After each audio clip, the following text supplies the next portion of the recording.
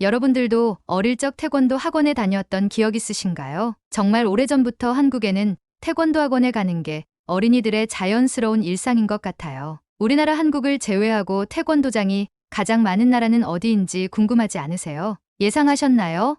바로 미국이라고 해요. 미국 태권도 인구는 294만 명 정도이며 미국 내 태권도장은 1만 5천 대 정도 된다고 합니다. 미국에서 이렇게 태권도가 폭발적 인기를 얻는 이유는 캐서린의 사연을 들어보시면 알게 되실 거예요. 감동과 따뜻함을 전달하는 해외 튜브입니다. 안녕하세요. 저는 미국 맨하튼에서 두 아이를 키우고 있는 캐서린이라고 합니다. 저는 두 남매를 키우고 있어요. 남편과 저는 조금 늦은 나이에 만나서 결혼했습니다. 그래서 첫째를 임신했을 때 노산으로 꽤 위험한 순간이 많았습니다. 첫째를 41살에 낳았으니 미국에서도 좀 늦은 출산이었어요. 아이를 지켜내기 위해 저는 임신 기간 내내 누워서 지냈습니다. 정말 어려운 시간이었지만 아이가 잘 버텨줘서 조사하지 않고 건강하게 첫째 제스민을 낳았어요. 그때는 정말 온 집안이 아이의 출산에만 집중했던 것 같아요. 그럴 수밖에 없는 것이 어쩌면 위험하다고 하는 출산이었거든요. 그리고 신기하게 둘째가 들어서 버렸어요. 제 나이가 있어서 둘째가 생길이라고는 생각도 못했어요. 그런데 둘째는 의사도 말렸던 출산이었습니다. 그러나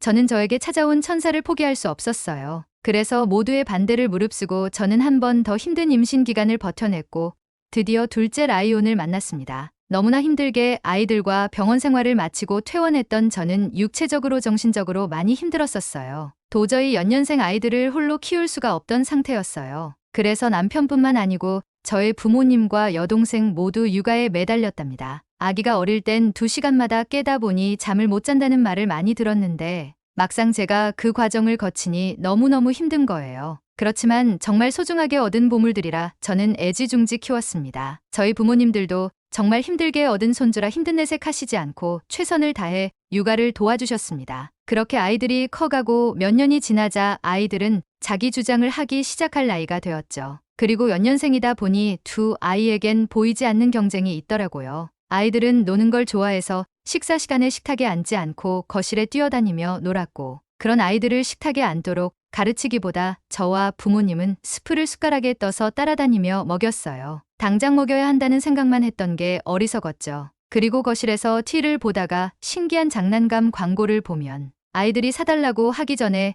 저와 남편이 먼저 주문했어요. 아이들이 그걸 가지고 재미있게 놀 생각에 우리 부부가 더 신났거든요. 네, 제가 얼마나 어리석게 육아를 했는지 압니다. 그땐 몰랐지만요. 전혀 결핍이라는 게 없이 성장했죠. 아이들은 커갈수록 생활 습관이 나쁘게 잡혔습니다. 쉽게 짜증내고 둘이 양보도 안 하고 자주 싸웠습니다. 뭔가 참아내는 것이 전혀 이루어지지 않았어요. 처음엔 말로만 싸우더니 어느 순간부터 몸으로 싸우기 시작했습니다. 부모님은 아이들 몸싸움을 말리느라 진을 빼셨어요. 아이들은 그러다가 뭔가 마음에 들지 않으면 할아버지 할머니에게 떼를 쓰며 인형을 집어던지는 일도 있었어요. 저는 많이 당황했지만 그때까지만 해도 크게 심각성을 몰랐어요. 어느 날 남편과 함께 근처 마트로 장을 보러 갔습니다. 아이들은 자기들이 좋아하는 사탕 과자를 장바구니에 담고는 장난감 코너로 달려가더군요. 남편과 저는 천천히 장을 보고 장난감이 있는 곳으로 갔습니다. 엠마는 가장 높이 진열되어 있는 악어 인형을 보고 있더라고요. 우리 집에는 여러 인형이 이미 여러 개 있었습니다. 저는 제스민에게 그만 가자고 말했습니다. 그랬더니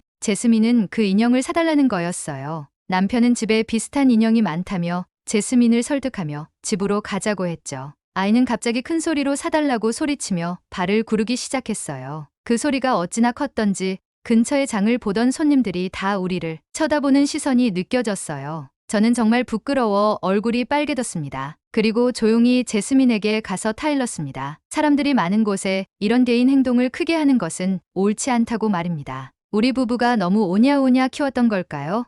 갑자기 마트 바닥에 드러누워 돌고래 소리 같은 높은 고음을 내며 울고 말았습니다. 저도 남편도 쩔쩔맸습니다. 남편이 힘으로 아이를 업어들자 제스민은 발버둥치며 울음소리를 최대한 크게 내더라고요. 우리 부부는 무척 당황했습니다. 어서 마트를 나가야 했어요. 레고 블록을 파는 곳에 있는 라이온을 찾아 급하게 안고 남편과 밖으로 나가고 저는 카트를 밀며 재촉해서 갔습니다. 저는 우리 아이들이 이렇게 기본 매너도 없는 줄 몰랐습니다. 저는 매우 큰 충격을 받고 우리의 교육이 매우 안 좋았다는 사실을 받아들일 수밖에 없었습니다. 그날 마트 사건은 우리 부부와 부모님에게 큰 교훈이 되었습니다. 부모님도 저희의 이야기를 듣고 심각성을 인지하셨고 저는 이제 앞으로 어떻게 해야 할지 막막했습니다. 생각해보니 예전부터 납득할 수 없는 일은 있었습니다. 어느 순간 본인들이 원하는 것이 이루어지지 않으면 버릇없이 대들면서 제 속을 뒤집어 놓았었죠. 제가 낳은 아이지만 이런 일이 반복될수록 저도 지칠 수밖에 없었어요. 아이들을 어떻게 해야 정상적으로 키울 수 있을지 며칠 동안 가족 회의를 했습니다. 그렇게 앞이 깜깜하던 우리 부부는 부모님으로부터 희망의 소식을 듣게 됩니다. 부모님 옆집 아들이 한국인이 운영하는 태권도장에 다니고 말도 안 되게 변했다고 하는 소식이었어요. 저는 뒤도 안 돌아보고 당장 부모님 옆집 아주머니를 만나러 갔습니다. 그때 마침 그 집에 커다란 승합차가 오더라고요. 그 집 자매 둘이 그 차에 타기 전 자기 엄마에게 두 손을 가지런히 올리고 인사를 하는 게 아니겠어요? 동양에서 무술을 배울 때 스승에게 배꼽 인사를 하는 건 보았는데 부모님한테 아이의 자유를 존중하는 미국에서는 있을 수 없는 일이었습니다. 저는 그 장면만 보고도 당장 태권도를 보내야겠다고 마음먹었습니다. 아주머니와 3시간 동안 엄청난 상담과 이야기를 나누었답니다. 태권도장은 생활체육 실습이라 하여 벌써 알만한 우리 동네 가정들에게 유명한 한국의 체육시설이라고 하더군요. 그곳에서는 생활체육 실습 본연의 역할뿐 아니라 미국인 아이들에게 하기 어려운 까다로운 예절 교육까지 담당한다고 했습니다. 맞아요. 저는 그 예절이 필요했던 거예요. 아주머니는 아이들이 적성에 맞을지 모를 테니 태권도가 잘 맞는지 안 맞는지 트라이얼 코스를 이용해보고 결정하라고 하셨어요. 2주 정도 태권도를 다니는 코스입니다. 미국에서는 태권도 교육비가 만만치 않거든요. 그래서 트라이얼 코스라는 걸 만들어서 적응 기간을 가진다고 하더라고요. 저는 당장 1년치를 등록하고 싶었지만 조언대로 트라이얼 코스를 등록하고 집으로 왔습니다. 그리고 아이들에게 내일부터 태권도를 다닐 거라고 했죠. 아이들은 엄마의 단호함에 놀랐는지 아무 말을 못하더라고요. 다음날 아이들은 집 앞에 오는 태권도 학원차를 타고 태권도로 갔습니다. 아이들도 처음 타보는 학원차 안에서 어색했었겠죠. 저는 아이들 반응이 궁금했습니다. 2시간 뒤 차는 다시 집으로 아이들을 귀가시켜주더라고요. 차가 내려주고 사라지자마자 아이들은 울고 불고 난리가 났어요. 태권도장에 방문하고 나서 담당 관장님이 무섭다고 가기 싫다는 거예요. 저는 속으로 웃음을 지었습니다. 이 꼬맹이들을 이제야 제대로 기본 교육을 시킬 수 있겠구나 하고 말입니다. 트라이얼 코스 2주를 끝내는 동안 우리 아이들은 계속 힘들어했습니다. 그리고 저는 과감하게 6개월 등록을 했어요. 제가 그런 결정을 한 것에 아이들은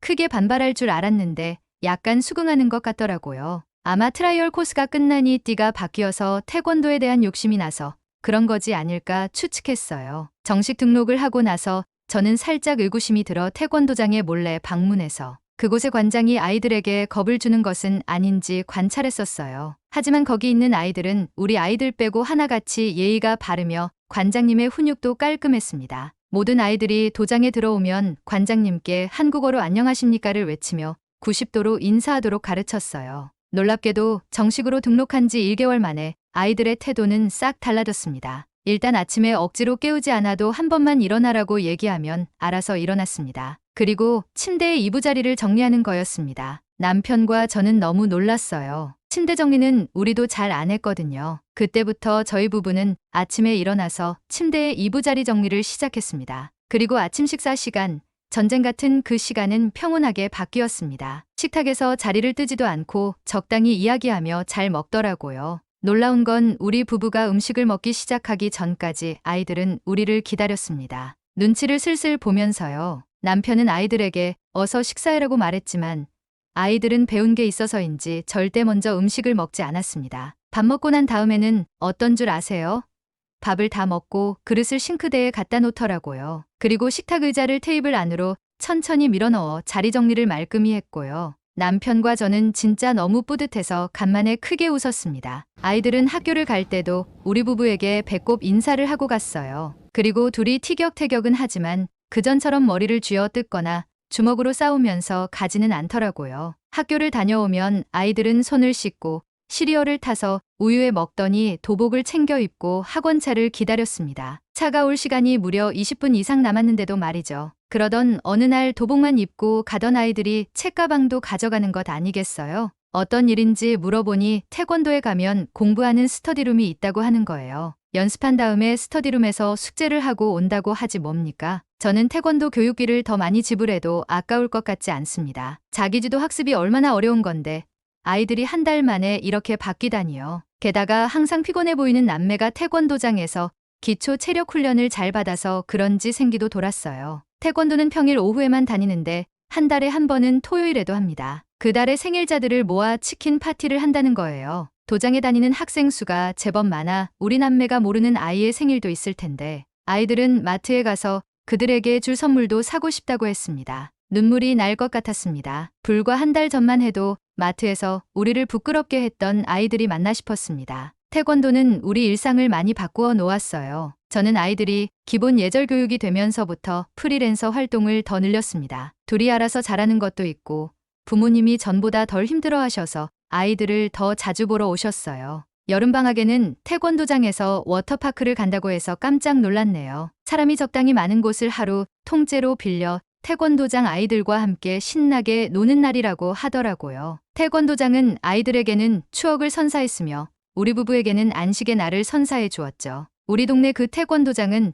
어느 순간 동네 보육 사랑방의 역할을 하게 되었습니다. 그렇게 남매는 태권도장을 다닌 지 1년이 지나고 있습니다. 얼마 전엔 승급 심사가 있었어요. 우리 부부는 승급 심사를 함께 보러 갔어요. 그곳에서 늠름하게 예의를 갖추어 상대, 아이와 겨루기를 하는 아이들의 의젓한 모습을 보고 우리 부부는 대성통곡했답니다. 집에서도 하기 힘든 예절 교육을 해주신 관장님께 정말 진심으로 감사를 드리고 싶어 크리스마스 때는 관장님께 큰 선물을 준비했어요. 하지만 관장님은 거절하셨습니다. 당신이 잘해서가 아니고 한국의 태권도가 원래 그런 것이라면서요. 관장님은 되려 아이를 믿고 맡겨주셔서 당신이 지도하기 쉬웠다며 우리 부부에게 더 감사해 했습니다. 대체 이런 사람이 어디 있나요?